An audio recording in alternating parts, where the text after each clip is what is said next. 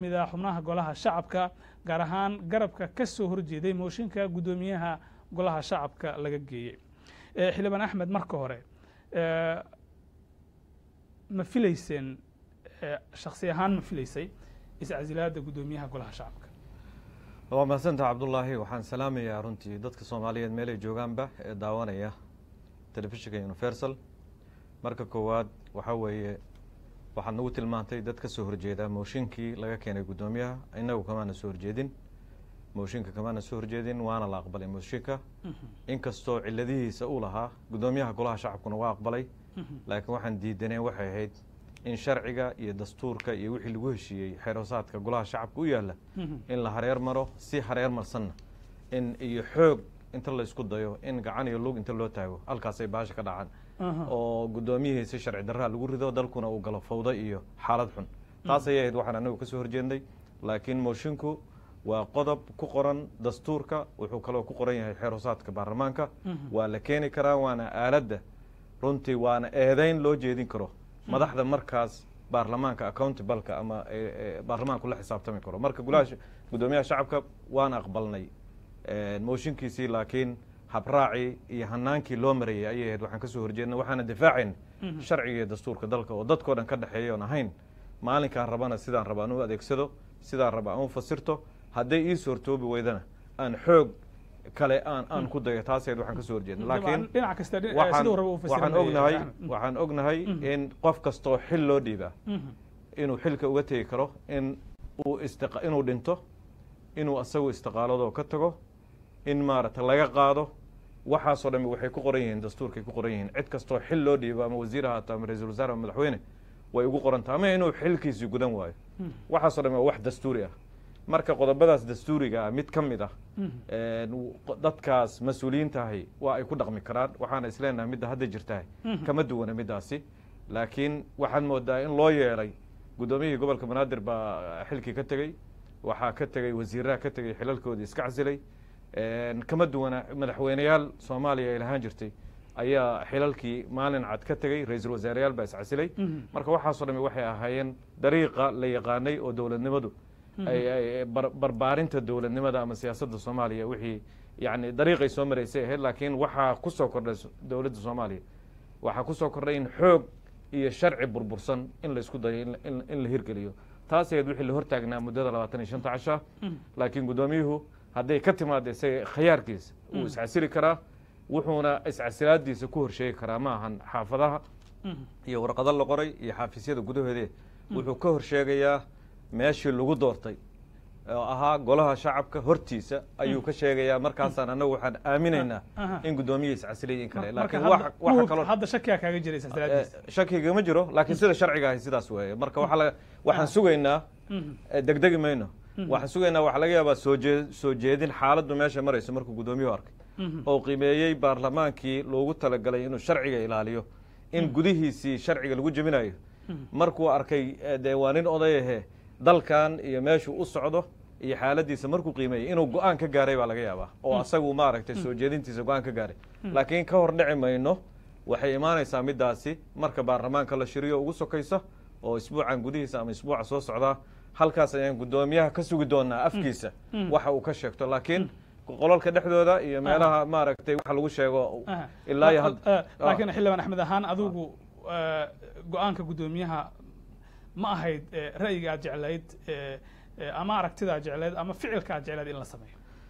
aniga waxa laaliya waxay maslaxadda soomaaliya ay ku jirto maslaxadda dowladnimadu ay ku jirto maslaxadda wadajirka hay-adaha iyo mu'asasaadka dowladdu ay ku jirto waxba kama qabo runtii waxaan u dirirayana aan u soconnay annaga iyo kutlooyinkii badbaadada baarlamaanka la baxay waxay ahaayeen in laysku soo dhawaado guddiga wadahadalkan ka mid ahaa oo dhexdhexaadinta isku dayey meesha keliyahoo laysaga dayay wax la dhexdhexaadiyana waxay ahaayeen kutlada badbaadinta baarlamaanka kutlada la baxday guddi 7 saaranay madaxweynaha la kulannay madaxweynuhu wuxuu doortay waxaan nidhi laba midood ha lagu kala baxo ama dastuurka iyo xeerka suu qoraya ha lagu kala baxo ama xal siyaasiya hala gaaro madaxweynuhu dastuurkii iyo xeerkii wuxuu yidhi bal iyu kaadiye waxaan ku kala baxay waxaan dooranayaa xulka ah in lagu kala baxo si siyaasiya tii marka wada hadal dheer baa la galay oo guddiga iyo madaxweynaha tiimkiisa waxaa kaloo la galay xalay ayana guddoomiyihii is arkeen runtii arrintii hadda way soo dhowaatay waxay faraj ayay yeelatay laakiin maxay ku timid qanaacada tiimamkii la safnaa oo badbaadada baarlamaanka qanaacadooda iyo qanaacada guddoomiyaha wuxuu ku qanacsan yahay ku timid ee arrintii qoorqabadna ma ahayn dee wax sharci daraana baarlamaankeeniina runtii waxaan aaminsanahay inuu badbaaday in dadkoo dhanna wada guulaysteen oo cid hadda guul daraysata inay jirin dalka soomaaliya inuu guulaystay aadayna xaggiina inkugu qaraareed inaad aqbashaan go-aankan daban annagu mar walba waxaan jeclayn maadaama golaha sharci dejinta sharci dejin uu yahay golahan ka tirsannahay golaha shacabka in sharcigii la dejiyey inaan hay-adaha kale lagu dabaqo maahane marka u horeysa kabatolaha kabihiisa la fiiriyaaye in ay ka soo bilaabato golaha shacabka laftiisu inuu wuxuu degsaday iyo wixii dalka u deganaa in lagu dabaqo annaga wuxuu ahaa midka aan jecelnahay midaasu ah laakiin iyadana in xal siyaasiya la gaaro oo si kale loo xaliyana lafteedana yani kama soo horjeednay waan ku faraxsanna waay dabcan goluhu way kala qaybsanaayeen sidaad og tahay waktigana qaadatay khilaafka golahaas oo kala dhex galay ma is leedahay iscasilaada guddoomiyaha jawaari way midayn doontaa golaha shacabka guud ahaan aniga waxaan aaminsanahay horta dadka soomaaliyeed waxyaalo badan baa isaga qaldan kala aragti duwanaansho ayaa jirtay khilaaf ma jirin kala aragti duwanaansho ayaa jirtay koox ka mid ah kooxaha baarlamaanka xildhibaanadiisa oo xukuumaddu gadaal ka riixayso ayaa keenay mooshinkii hadda u dambeeyey mooshinkii wuxuu maray meelo badan oo qardajeexa waa socon waayey xildhibaanadii waa daaleen ciidamo waa la adeegsaday qaab kale oo sharci darraa waa la isku dayay in la adeegsado wixii o dhan waa socon waayeen wixii oo dhan waa socon waayeen annagu mar walbaba sharciga qofku markuu ku dhagan yahay ma daalo annagu waxaan ogolnahay sharcigan inaan ilaalino waxaana u assign garaysanna xildhibaanka iyo madaxweynaha iyo ra-iisul wasaaraha kulli waxay ku dhaarteen in ilaalinta sharciga dalka danta dalka iyo dadka soomaaliyeed iyo ilaalinta sharciga iyo dastuurka iyo shuruucda u degan dalka ayaa lagu dhaar taa ka daalin mayna marka waa midaan u dhaaranay laakiin waxaan aaminsanahay in xildhibaanadu kala aragti duwanaanshahoodii inay iska soo gabagaboobayso mar haddii wixii yani dhinac ka mid uu tanaasul ogolaaday oo tanaasulay weliba u tanaasulay dalka iyo dadke marka xildhibaanadu way midoobayaan xildhibaanadii hadda mooshinka wadana dee waa dad kolliigeenna ah oo walaalaheena runtii waxaan isleeyahay aragtidaa meeshaas la gaartay intii hadda mooshinkaa lagu jiray xildhibaano badan baa kasoo noqday oo aragtidoodii kasoo noqday markay arkeen dariiqa qardajeexa oo wax ku rabaan qaar badan oo ka midana kuma qanacsaneen meesha wax loo wado iska soo horjeedana waxaa laga yaabaa qaarkood inay berri israacaan oo isku dhinac waa kugu soo laaban doonaa xildhibaan axmed macalin fiqi waxaan eegayaa markaan oon sii doonaa qaar ka mid ah xildhibaanada golaha shacabka oo iyana ka hadlay iscasilaada guddoomiyaha golaha shacabka asalaamu calaykum waraxmatullaahi wabarakaatu dhammaan ummadda soomaaliyeed ayaan halkan run ahaantii ugu hambalyaynayaa geesinimada iyo maxaan idhaahdaa leadershipka uu tusiyey guddoomiye jawaari waxaan leenahay mahadsanid taariikhda waxaad u gelaysaa nin odaya soomaali ah odaygaas oo run ahaantii muujiyey wakhti ay dhibaatooyin siyaasadeed waddanka ay ka jiraan in uu to overcome isla mar ahaantaasina uu si sharaf leh qiimo leh uu meesha ugu tegey annagana waxaan rajaynaynaa in maanta wixii ka dambeeya wakhtiga badan ee ummadda soomaaliyeed uu ka lumay in aan dib loo eegin arrinta dhacday arrin waxay ahayd brocess uu siyaasadeed oo waddanka inuu marana ay tahay mar waliba uuna mari doono tan iyo in ka badanna aan arki doonno maalmaha soo socda iyo sannadaha soo socdo marka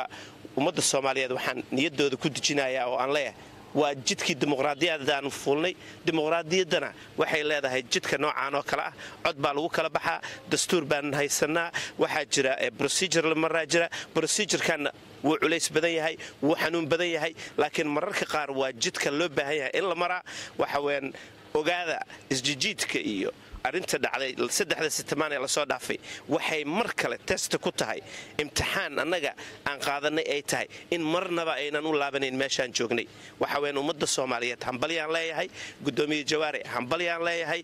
baarlamaanka soomaaliya hambalyaan leeyahay waxa weeyaan procedurkii sida loo rabay ayaa loo maray geesinimada guddoomiyahana waan ugu hambalyaynaynaa waxaanan leenahay guddoomiye oday soomaaliyeed oo nagu dhex nool noqo insha allahu tacaala qaybtaadana ka dhisidda iyo soo celinta dowladnimada soomaaliyeed waxaan jeclaan lahaa inaan u caddeeyo maanta baarlamaanka waxay ku ballansanaayeen kulankoodii caadiga ahaa ee la rabay in loogu doodo ajandaha mooshinka laga keenay gudoomiyaha baarlamaanka. waxaa laga yaabaa dad badan inay qalad u fahamsan yihiin markii la yidhaaho xildhibaano ayaa mooshin keenay una malaynayaan mooshinka inuu yahay shay wax lagu duminayo, laakiin waxaan rabaa inaan xoogaa aan fahamsiiyo mooshinka waa aaladdu ay isticmaalaan xildhibaanada. haddii aan af soomaali fudud ku sheegana waa soo jeedin mar waliba xildhibaanada ay rabaan inay soo jeediyaan baarlamaanka markay rabaan inay wax ku saxaan. haddaba soo jeedinta laga keenay gudoomiyaha baarlamaanka ay ku saabsanayd in uu xilka isaga tago eedeyn badanna lagu soo eedeeyey. runtii waxay kala qaybisay xildhibaanada baarlamaanka oo aragtiyo kala gedisan ku kala qaatay muddo ku dhowaad 3 isbuucna hawsha baarlamaanka u xayrneed arrintaasi sida loo dhammayn lahaa. alxamdulilah maanta ayay soo gabagabowday oo gudoomiyaha si dimuqraadi ah uu isku casilay oo xilkana kaga tegey. runtii waa wax aan ugu mahad celinayo gudoomiye Jawaari go'aankii dimuqraadiyadda uu qaatay si nabadgelyo ah inuu xilka mar kale ooga tegey. waa laga yaabaa waxyaabo badan oo qaladaada inay dhaceen oo kulankan kii ku horeeyay oo kale, laakiin alxamdulilah maanta ayuu si nabadgelyo ah gudoomiyaha iscasilaadiisii ku aqbalay markii uu meelo badan ka qiimeeyey. arrintaasna waxaan dhihi karnaa waa go'aan runtii siyaasi oday Soomaaliyeed uu qaatay kuna qaatay markuu fiiriyay danaha dadka iyo dalka sida ay ku jirtaba. marka waa ugu hambalyeynaa wuuna ku mahadsan yahay mar koobaad iyo mar labaad iyo mar saddexaad. dadkana waxaan rabnaa inaan intaas u xaqiijino arrinta socotayna inay ahayd arrin dimuqraadiyad oo qof waliba aragtidiisa uu ku dhiibanayo xildhibaanada si peaceful ahna hadda lagu gabagabeeyay. waayahay xubno ka mid ah xildhibaanada golaha shacabka ayay kuwaasi ahaayeen. dabcan xildhibaanaduna iscasilaadda ayay soo dhoweeyeen, gaar ahaan labadii dhinac ee uu goluhu u kala qaybsamay, inkastoo dariiqyadii iyo hanaankii kala duwanaa ee lasoo marayay ay isku khilaafsan yihiin. dabcan waxay ahaataba gudoomiyihii ugu dambeyn go'aan oo qaatay iscasilaadda gudoomiyaha kadib, inkastoo la filayo Arbacada inuu si rasmi ah golaha wartago oo uu ku dhawaaqo. maxay tahay tillaabooyinka xiga xildhibaan Axmed Macalin? horta intaadan Cabdullaahi oo taas la gelin ka hor tillaabooyinka waan sheegaynaa haddii la yidhaahdo. yani xildhibaanadii shalay eedeynayay ayaa hadda dhahaya khabiir weeye, waa waayo arag, waa geesi, waa oday Soomaaliyeed, waa xagga, waa wooga. yani waxaan xasuusanaa xalay in lagu daabulay saqdi dhexe in lagu daabulay baabuur askara iyagoo fuushan in lagu daabulay golaha shacabka in lagu daabulay. anaga hayna caddeynteeda isug in xildhibaanadii kale oo difaaci lahaa dastuurka iyo xeerkana in la yiri inta warqado loo dhiibay askarihii in la yiri ma soo geli karaan meesha. marka inay de kaligood iska tuntaan durbaanka runtii de waa ayaan daraday ka mid tahay. haddana ay yiraahdaan dadka Soomaaliyeed waabaa u baryay, waa uma baryin dadka Soomaaliyeed waabaa ka baryay, waabaa mugdiyaha u dhashay. mar haddii dastuurkii iyo xeerkii haddii xeerkii la diidan yahay in lagu dhaqmo waa xun ayaa u baryay. waxaan leenahay waagu wuxuu baryayaa marka la ogolaado sharciga iyo dastuurka in lagu kala baxo. taas marka xagga idhi soo taasi ma muujinayso inaadan weli aqbalsanayn oo ku qanacsanayn iscasilaadii? maya, waxaan ka hadlayaa yani habdhaqankii u dambeeyaan ka hadlay aniga. tan kaloo mowqifkayga de waan caddeeyey. midda ah su-aasha kadib taas kadib xaggee la aadaya? waxay la tahay dee gudoomiyaha markaan xaqiiqsanno inuu iscasilay oo baarlamaanka golaha shacabka hortiisa uu ka sheega arrintaas qaab dee la maraa jirta. markuu iscasilo dee waa la soo dhaweynayaa iscasilaadii in golaha shacabka uu soo dhaweeyo ama maaragtay inuu diido lafteeda waa leedahay. markaas kadib dee in 15 casho gudahood goluhu ku yeesho gudoomiye maaragtay gudoomiye cusub, guddi doorasho la sameeyo, process sax la maro, gudoomiye ku-xigeenka koowaad uu sii hogaamiyo baarlamaanka asagoo la tashanayo gudoomiye ku-xigeenka labaad. sidii hadda dee qardajeexayd oo kusimaha uu gudoomiyuhu sheeganayay waxaasoo dhan marka gudoomiyuhu iscasila kadib bay imaan kartaa oo si saxa markaasay u dhaqangelaysaa. laakiin wixii hadda lasoo dhaafay oo kusime iyo maaragtay arrintaas dee qardajeexa waxay ahayd halkaasay ila ahayd. marka waxaan isleeyahay 15 casho kadib maalinka uu gudoomiyuhu ku dhawaaqo inuu iscasilay markaan afkiisa ka maqalno ayay ka bilaabanaysaa. markaasna 15 casho gudahood baa la rabaa in lagu soo doorto gudoomiye cusub iyadoo la marayo hanaankii loo mari jiray gudoomiyaasha kuna qoran xeer hoosaadka iyo dastuurka dalka Soomaaliya. walwal miyaad ka qabtaan cidda noqon doonta gudoomiyaha soo socda? maya, walwal kama qabno. xildhibaanadu si dimuqraadi ay u dooran doonaan. dabcan way jiri doontaa dee ujeedkii jawaari loo haystay wuxuu ahaa odaygaas waayo aragga dowladnimada aadka u yaqaana khibradda leh yacni yaqaana khaladaadka dowladnimada la gelayo aadka u fahansan yacni waxyaalo badan ka badbaadiyay dalka oo arrintii qalbi dhagax ay ka mid ahayd arrintii dib walla ay ka mid ahayd hadda u dambeysay yacni waa la xukuumaddu way jeclaan kartaa inay guddoomiye keensatay iyadu way jeclaan kartaa laakiin codka annagaa leh marka wax badan waxaan hadda ka sii digaynaa inaan lacagta qaranka iyo maaragtay hantida qaranka inaan loo adeegsan guddoomiyaha hadda jawaari markii la dooranayay yacni guddoonku wuxuu ahaa meesha keliyaoo nadiif ah oo aan hal kumi lagu bixin waayo waa profession waa xirfad wey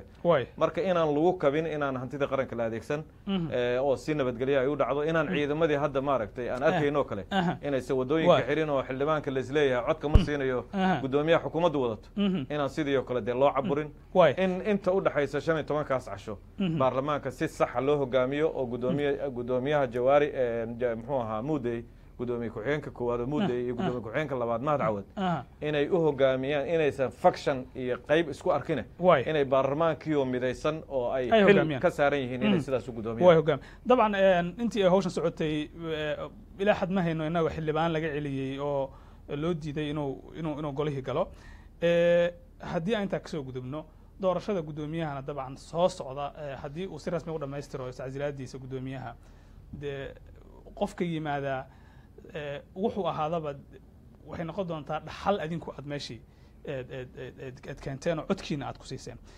haddii ugu dambeyn haddii uu jawaari shaqadii ka tegey ma tahay dhammaadkii khilaafka hoggaanka dowladda taas annaga nooma taallo annaga xildhibaanaan nahay xildhibaanaduna waxay leeyihiin shaqo saddex shaqaa u weyn shaqooyinkooda xildhibaanada waad la socotaa waana lagu soo celceliyey annagoo kor joogtayn iyo matalaad shacabkii lasoo doortay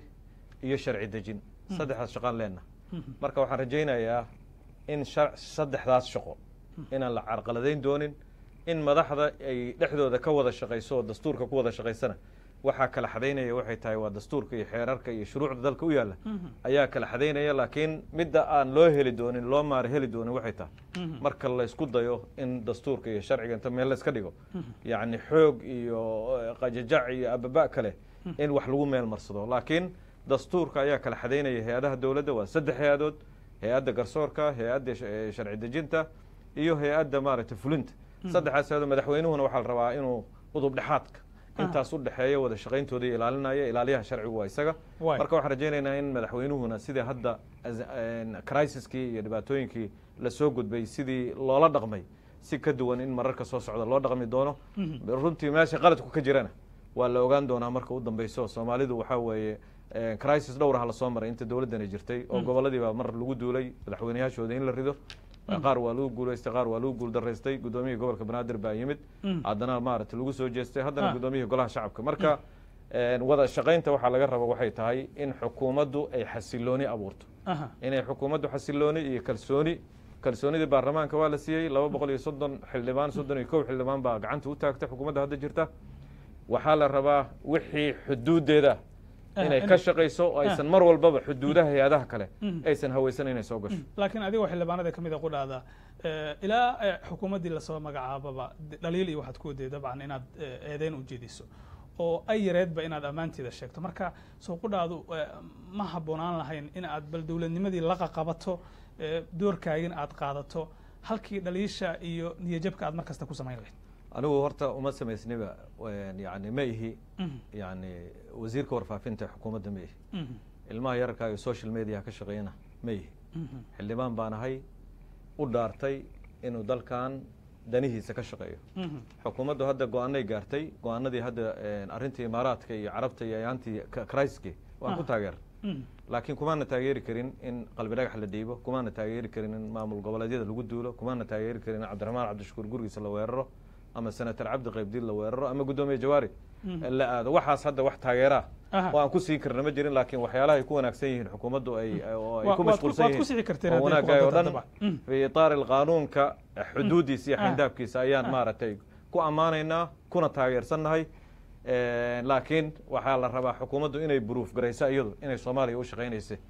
inaysan shaqooyin kale oo gaara inaysan hayn waay dabcan dad badanaa shaki inaysan ka qabin ay u muuqataa inay u shaqeynayaan Soomaaliya in kale waayo wadankan ayay mas'uul ka tahay